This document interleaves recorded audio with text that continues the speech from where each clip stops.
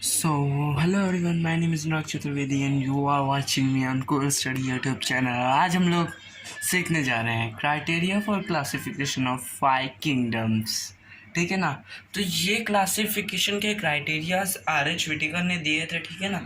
R.H. Whittaker एक मतलब बहुत हाई लेवल साइंटिस्ट है जिन्होंने पहली बार 5 किंगडम क्लासिफिकेशन दिए थे। उसके पहले टू किंगडम सिस्टम आए थे जिसे लीनियस ने दिया था। उसके बाद 3 किंगडम सिस्टम आए थे जिसे हैकल ने दिया था। फिर 4 किंगडम सिस्टम आए जिसे कॉपलैंड ने दिया था। उसके बाद आए R.H. व्हिटेकर ने 5 किंगडम क्लासिफिकेशन दिए हैं और जिसके क्राइटेरियाज ऑफ क्लासिफिकेशन और वो 5 किंगडम क्लासिफिकेशन कौन कौन से हैं वो सब मैं आज आपको इस वीडियो में बताने जा रहा हूँ।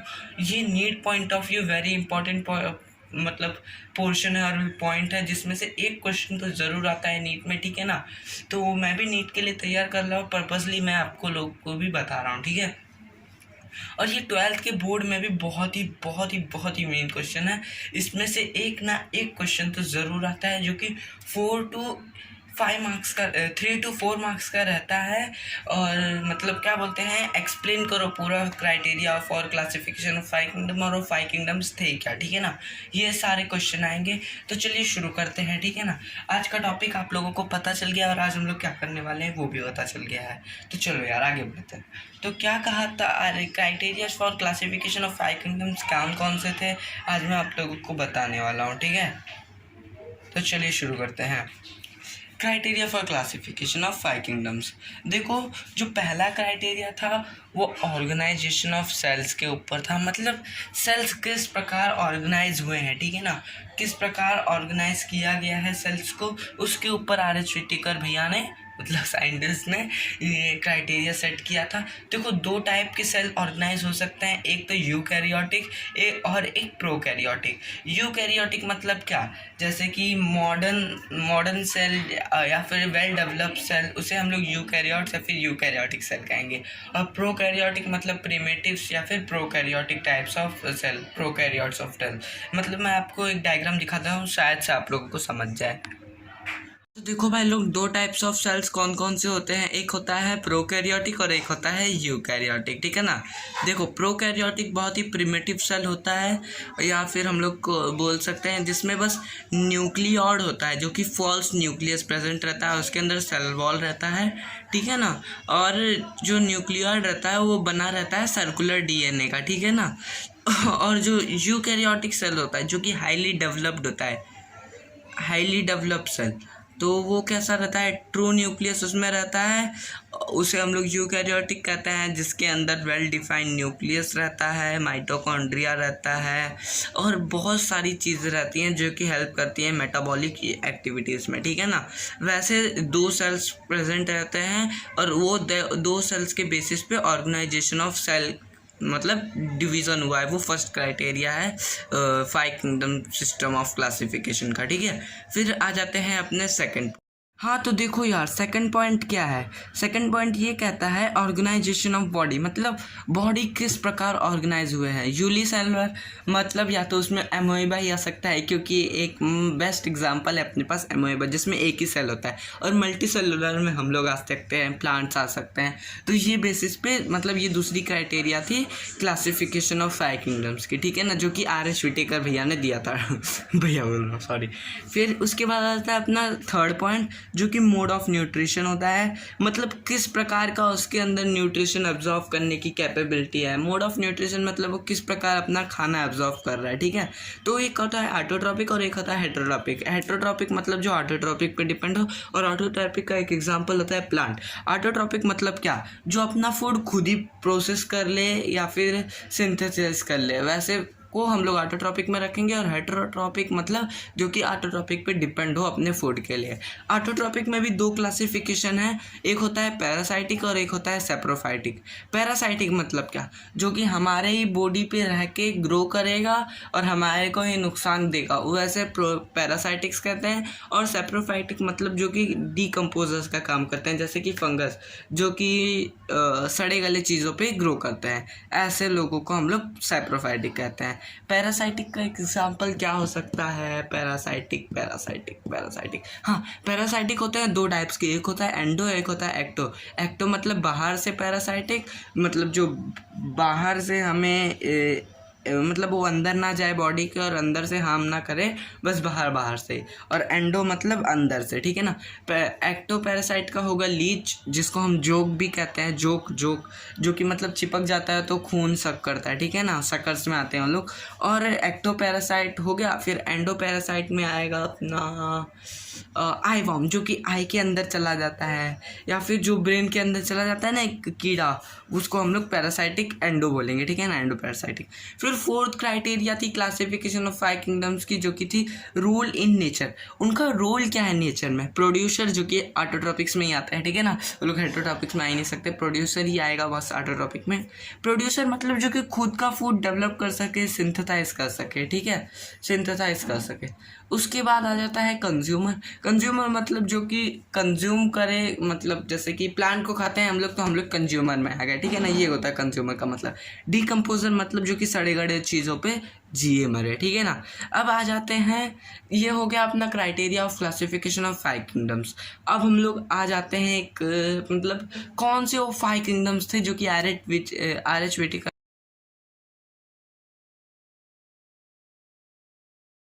देखो भाई लोग, ये आर एच विटिकर ने, और जो मैंने पहले मतलब स्टार्टिंग में ही 3-4 नाम लिए थे ना, ये 3 किंगडम 4 किंगडम, ये सब कौन कौन से किंगडम से ही आ जाते हैं, हम लोग डिस्कस करते हैं।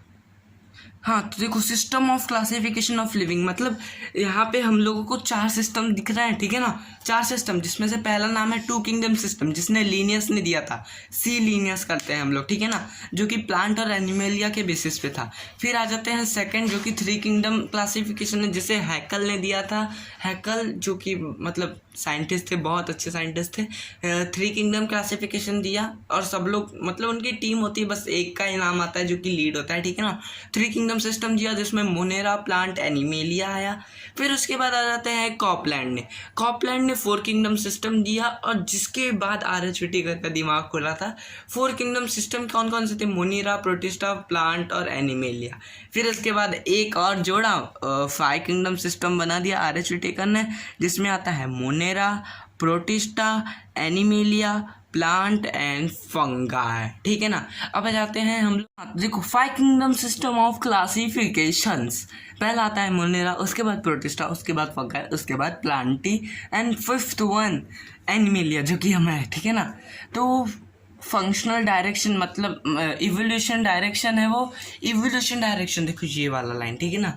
तो हम लोग कैसे इवॉल्व हुए, पहले मोनेरा, उसके बाद प्रोटिस्टा आता है, फिर फंगाई, फिर प्लांटी, फिर एनिमेलिया, ठीक है। मोनेरा में बस ऑल यूनिसेलुलर प्रोकैरियोटिक ऑर्गेनिज्म आते हैं, ठीक है, मोनेरा में बस ऑल यूनिसेलुलर प्रोकैरियोटिक ऑर्गेनिज्म आते हैं। प्रोटिस्टा में क्या आते हैं?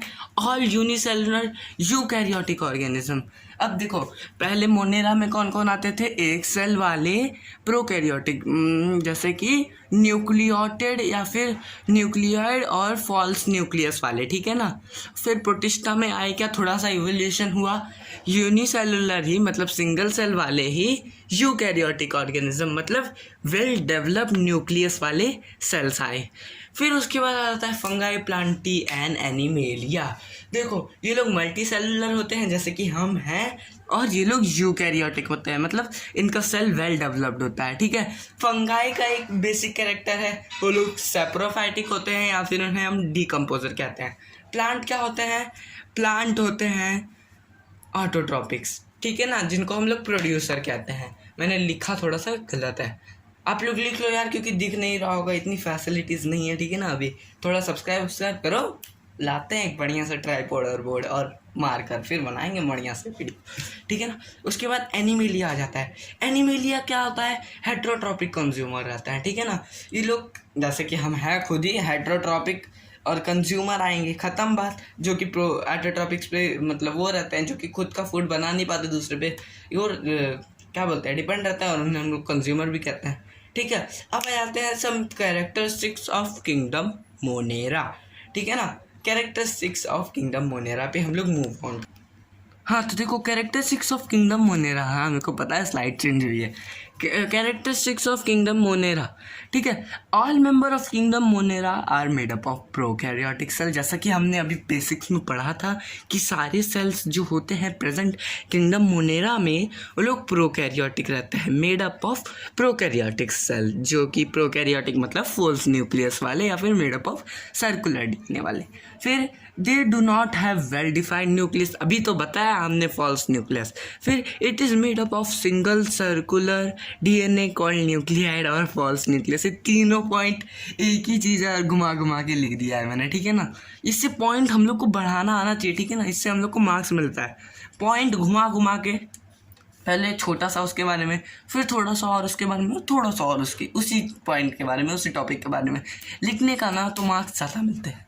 और पॉइंट वाइज लिखोगे तो जो चेकर रहता है ना बोर्ड में, बोर्ड की बात कर रहा हूँ, हाँ नीट पॉइंट ऑफ व्यू बात नहीं कर रहा हूँ मैं, जो बोर्ड में चेकर होते हैं उन लोग को हैंडराइटिंग पसंद आती है और आपके सारे पॉइंट छोटे छोटे रहते हैं, उन लोग फटाफट रीड करके आपको ज़्यादा मार्क्स देते हैं, ठीक है ना। फिर उसके बाद आता है they do not have membrane bounded cell organelle like mitochondria, chloroplast, endoplasmic reticulum and Golgi complex etc. ठीक है ना। तो they do not have membrane bounded cell organelle, अरे यार हमने पहले ही पॉइंट में बता दिया वो लोग प्रोकैरियोटिक सेल के बने हैं जो कि सर्कुलर डीएनए रहता है, जिसके पास वेल डिफाइंड डीएनए नहीं रहता है। तो यूकैरियोटिक सेल्स की तो बात ही नहीं आती, और ये सारी चीज़ें यूकैरियोटिक में ही होती हैं, तो उनके पास मेम्ब्रेन बाउंडेड सेल ऑर्गेनल नहीं होते हैं। उसके बाद आते हैं अपने फिफ्थ पॉइंट पे। हाँ, तो क्या है fifth point, cell wall is made up of peptidoglycan. जो इनके सेल वॉल्स होते हैं ना, जो सर्कुलर जो सेल वॉल होते हैं ना प्रोकैरियोटिक के, एक पॉइंट में बताना भूल गया था, वो पेप्टिडोग्लाइकैन के बने होते हैं। फिर उसके बाद वो लोग दे मे बी मोटाइल और नॉन मोटाइल, मतलब वो लोग के पास मूवमेंट होगा या फिर नहीं होगा, क्योंकि किंगडम मोनेरा कभी कभी वो लोग सेडेंट्री हो जाते हैं, फ्री नहीं रहते हैं। लेकिन अगर वो लोग मोटाइल रहेंगे तो किसके हेल्प से, या तो फ्लैजिला, या तो सीलिया, या तो सीडोपोडिया। देखो सीडोपोडिया एमोएबा का स्ट्रक्चर, ठीक है ना, टेढ़े मेढ़े रहते हैं, उसके वजह से वो लोग टेढ़े मेढ़े सेल्स की वजह से वो लोग मूव कर पाते हैं। सीलिया मतलब ये छोटे छोटे, मतलब उनके पास पैर रहेंगे, ठीक है ना। फ्लैजिला मतलब एक लंबा लंबा ऐसा थ्रेड लाइक स्ट्रक्चर रहेगा, उसे हम फ्लैजिला कहेंगे। दे में भी ऑटोट्रॉपिक और हेटेरोट्रॉपिक और पैरासाइटिक, ठीक है ना। जो मोनेरा किंगडम है उसमें वो लोग ऑटोट्रॉपिक भी हो सकते हैं, हेटेरोट्रॉपिक भी हो सकते हैं, या तो पैरासाइटिक हो सकते हैं। ऑटोट्रॉपिक, हेटेरोट्रॉपिक और पैरासाइटिक क्या होता है मैंने पहले ही बता दिया। रिप्रोडक्शन उनके अंदर हमें दिखेगा ए सेक्सुअल फॉर्म का और सेक्सुअल फॉर्म का दोनों। ए सेक्सुअल में वो लोग फिजन से हो सकता है या फिर बडिंग से, मतलब बडिंग मतलब क्या होता है, एक सेल है, ठीक है, एक सेल है अपने पास, उस वही सेल दो में डिवाइड हो गया, बडिंग। फ्यूजन मतलब दो सेल की बडिंग होगी और उसके बाद एक सेल प्रोड्यूस होगा या फिर दो सेल प्रोड्यूस होगा। फिर सेक्सुअल मतलब by gamete formation, gametes form होंगे, स्पर्म होगा, एग होगा, ओवेरी होगा, ये सब से होगा। यहाँ पे हम लोग का कैरेक्टर ऑफ किंगडम मोनेरा खत्म होता है। यहाँ पे हमने 4 मार्क्स सिक्योर किए और उसके बाद जो क्राइटेरिया से उस पर 4 मार्क्स, टोटल हमारे पास 8 मार्क्स सिक्योर हो गए, ठीक है ना। 8 मार्क्स सिक्योर हो गए, भाई लोग पढ़ लो, काम आएगा। हाँ, तो आ जाते हैं हम लोग classification of kingdom Monera. Kingdom Monera जो है ना वो कितने के 3 टाइप्स में क्लासीफाई हुआ है, आर्की बैक्टीरिया, यू बैक्टीरिया और माइकोप्लाज्म, ठीक है ना। इसका फ़ोटो आप लोगों को लास्ट में मिल जाएगा क्लियरिटी के साथ। ये वीडियो थोड़ी सी ब्लरी आती है, कैमरा का मेगापिक्सल अच्छा नहीं है, ठीक है ना। फिर आर्की बैक्टीरिया क्या होते हैं, जो कि कॉमनली नॉन होते हैं एक्सट्रीमोफिलस के लिए। एक्सट्रीमोफिलस मतलब क्या, जो कि एक्सट्रीम कंडीशन में अपने आप को सर्वाइव कर सकें। उसमें आता है हेलोफाइल्स, मिथेनोजेंस, थर्मोफिलस या फिर एसिडोफिलस, ठीक है ना। फिर यू बैक्टीरिया जो कि ऑटोट्रॉपिक या फिर हेटेरोट्रॉपिक रहेंगे, ठीक है। फिर माइकोप्लाज्म जो कि बहुत ही स्मॉलेस्ट रहता है, वो सब आते हैं इसमें। अब आ जाते हैं हम लोग किंगडम प्रोटिस्टा की तरफ, या फिर मैं क्या बोल रहा हूँ, इतनी बड़ी वीडियो बन चुकी है तो किंगडम प्रोटिस्टा से हम लोग आगे आप लोगों को बाद में मिल जाएगा। और मेरा चैनल सर्च करोगे तो आप लोगों को लगेगा अरे यार ये आधे अधूरे वीडियो बनाता है, तो नहीं यार, वो सारे टॉपिक्स के जो आधे अधूरे छूटे हैं उनके टॉपिक्स बन रहे हैं और लोग प्ले लिस्ट में ऐड हो जाएंगे, तो किसी को प्रॉब्लम नहीं होगा आगे। फिर इसका सेकेंड पार्ट भी आने वाला है यार जल्दी जल्दी ही, तो प्लीज़ आप लोग लाइक कर दीजिए। जिस पे ज़्यादा लाइक हो जाएंगे, 10 लाइक जिस पे पहले कंप्लीट होंगे उसका सेकेंड पार्ट आएगा, ठीक है ना। और सब्सक्राइब जल्दी जल्दी से करा दो यार। 8 सब्सक्राइबर मतलब 3 सब्सक्राइबर है, 10 सब्सक्राइबर इस वीडियो के साथ कंप्लीट हो जाना चाहिए। थैंक यू यार, थैंक यू फॉर वॉचिंग। अगर आपको पसंद आया तो please like share and comment करना बिल्कुल मत भूलना, क्योंकि बहुत मेहनत के साथ ये वीडियो बन रही है। लेकिन एक बार जब बोर्ड, मार्कर, ट्राईपॉड ये सब आ जाएगी ना और अच्छे कैमरा आ जाएंगे ना, तो देखना फिर और हाई लेवल की अपनी टीचिंग होगी और ख़तरनाक जाएगा अपना लेवल, ठीक है ना। तो thank you for watching, be safe, be studious, cool study करो यार। और हाँ, जो मैंने बोला था ना ये वाला पिक जो आ रहा है अभी कि ये आ जाएगा, तो भाई लोग देखो आ गया है। तो इसी बात पे लाइक ठोको, शेयर करो, कमेंट करो। Thank you, bye bye, take care and do cool study, stay tuned.